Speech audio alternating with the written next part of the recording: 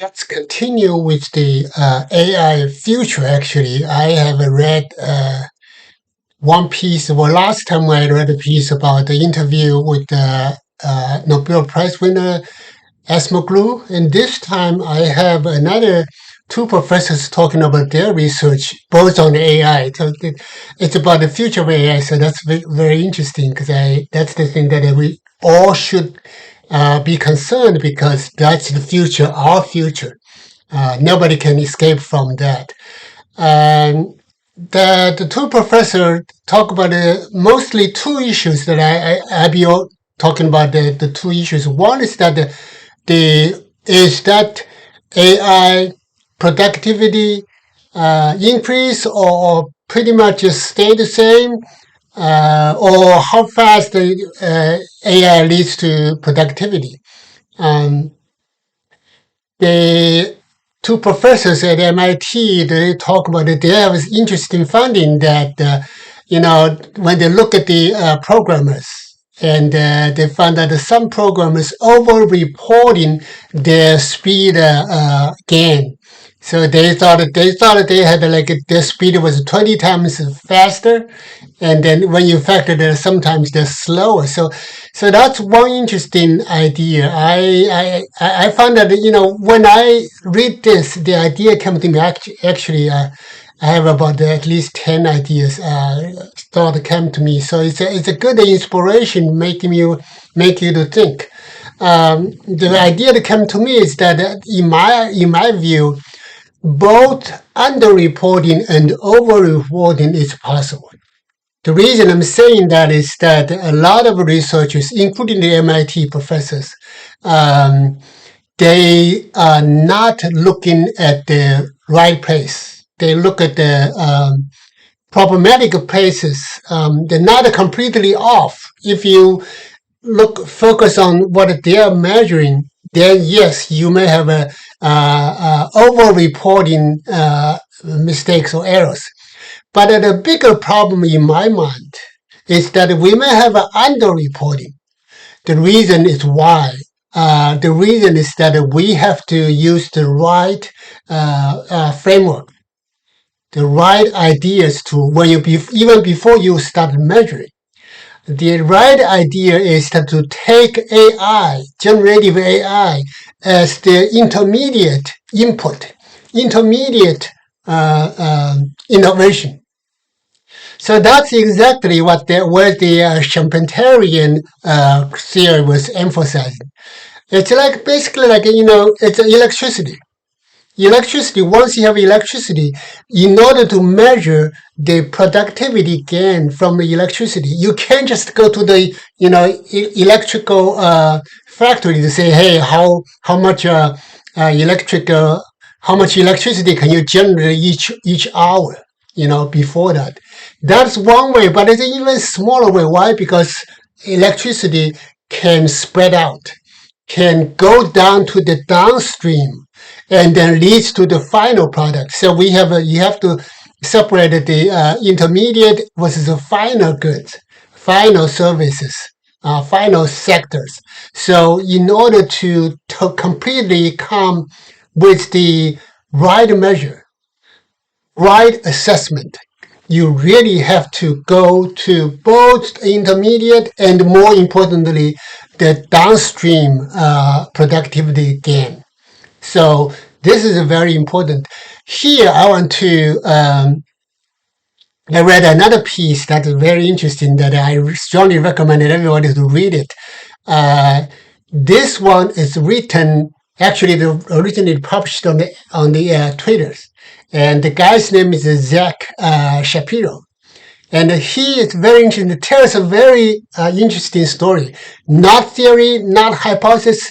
What he has found in his legal service industry. Basically, the idea, if you think about this, is that the title of the article is called "A Cloud Native Law Firm." So let me explain that. You probably have heard of the fight between Anthropics and OpenAI. Anthropic is the one produced Claude. And then I did my curiosity makes me to ask the right question. I asked myself, what is the Anthropic and what is the Claude? The name must be something, because I had a suspicion, because there was one guy, his name is Claude, Claude Shannon. He's the basically father of the IT technology. By the way, just came to me that Asmoglu, the Nobel Prize winner, in his interview, he basically says that AI is basically nothing but the IT. I think that's pretty much, I'm pretty sure that's wrong, because it's kind of like common sense wrong. No offense, nothing personal, but the difference between AI and into information technology is that IT is basically you have a database, you have the software, the hardware, and then you can extract a large amount of information from the database. But IT is basically a fixed framework. It cannot produce what else, anything beyond what you tell them to do. Because even you miss the comma in your coding, the program will not run. Okay, so that's the thing between IT and AI. AI is the one. It's basically, if you look at the GPT, okay, generative pre-training transformer, they are able to go above and beyond, fix the line, fix the command, and then give you a holistic view of the file that you let them read, and then come out with the ideas and the insight that sometimes even we do have some risk of hallucination, but also a lot of time we do get something beyond what is they can. In other words, basically you can read that between the line. IT could not do that. So that's so let's go back to that Anthropic. Anthropic basically is from it's the company that produced Claude. Claude again is Claude Shannon. Anthropic is basically Greek letter for humans. Basically, that's a philosophy believe that the universe that we observe can be aligned with the human eyes and the human cognitions. So the fight between Anthropic and OpenAI, I guess you probably heard about it. I really respected the Anthropic because they, the CEO basically said no to Department of Pentagon, saying that unless your contract specifically said that you're not using my software for mass surveillance of the American people. That's one condition. The second condition is that you cannot use my software, using my AI system without human intervention.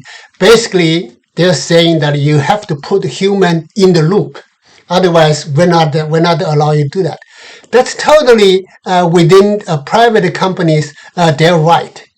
I think I read the interview that the CEO, I can't pronounce his name, CEO of Anthropic was saying that it's very American to be disagree with the government. I totally agree with that. I was totally disappointed with Trump calling Anthropic being the national security supply chain risks. That's not the way the right government thing to do. So let me stop here. The first point basically I made is that the measurement. You have to look at the right place to get the best measurement, to get a complete assessment of the AI power. And the second point that I will switch, that's my major point, is that you have to introduce the demand for AI innovations into the model. Let's stop here.